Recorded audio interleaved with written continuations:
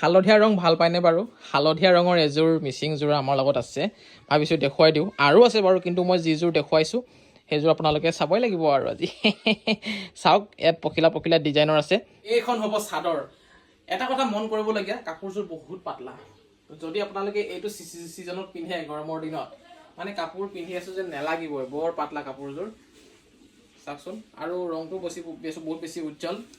তাৰপৰা আৰু এয়া দেখুৱাই দিছোঁ, এখন হৈছে মেখেলাখন।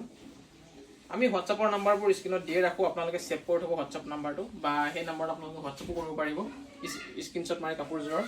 এখন হ'ব মেখেলাখন, খুব ধুনীয়া কাপোৰযোৰ, মানে ৰংটো বৰ বেছি মৰম লগা টাইপৰ। আৰু এয়া ব্লাউজৰ পিচ, লগতে চাদৰৰ পতি। কাপোৰযোৰ পৰিব 4,300 টকা মাত্ৰ।